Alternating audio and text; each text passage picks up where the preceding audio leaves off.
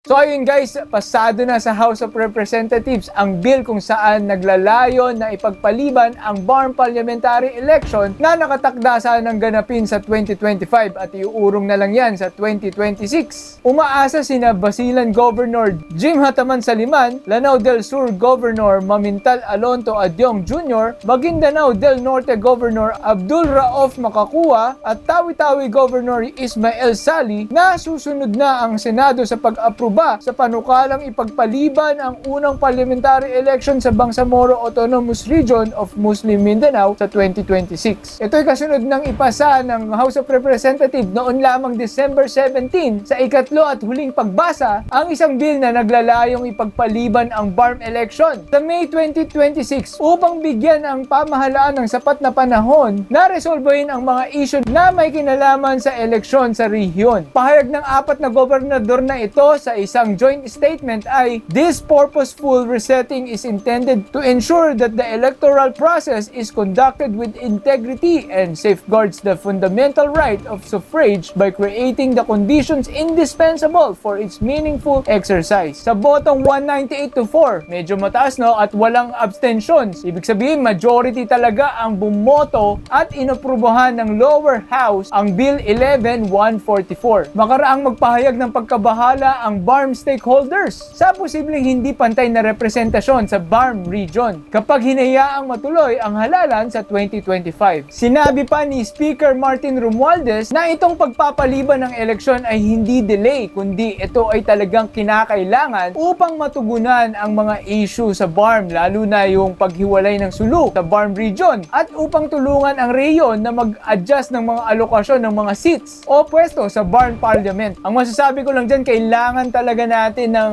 sapat na panahon. Alam naman natin na malayo na ang narating ng BARM when it comes to discussing peace. At ayaw naman po natin na magkagulo ulit dahil lang sa hindi pagkakaunawaan, lalo na sa alokasyon ng mga representante o mga bilang ng seat sa BARM Parliament. At of course, nagpahiwatig na rin po si President Bongbong Marcos nung nakaraan na maaaring ipagpaliban o masuspende ang eleksyon dahil nga sa pagkakahiwalay ng sulu sa BARM region. Itinalaga rin ni President Bongbong Marcos ang Special Assistant to the President na si Anton Lagdameo bilang point man ng Malacanang sa pagtiyak na maayos na pakikipag-ugnayan ng government sa BARM upang masiguro ang mapayapa, malinis at maayos na eleksyon. May 10 Basilan Mayor din ang nagpahayag ng suporta sa pagpapaliban ng nasabing halalan. Holding this election separately from the 2025 local and senatorial elections provides an opportunity to consolidate the stability achieved through the BARM peace process. Ayon yan sa mga alkalde.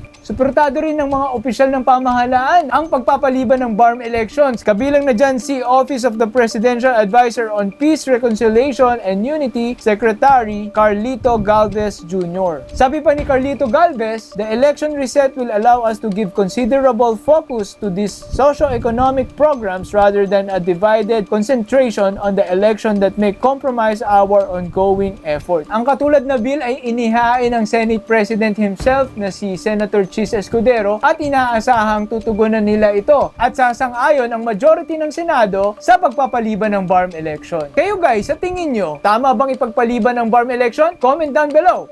#yes or #no. Again, this is Balita at Kaalaman. Magkita-kita tayong muli. Let's do this again. Let's go!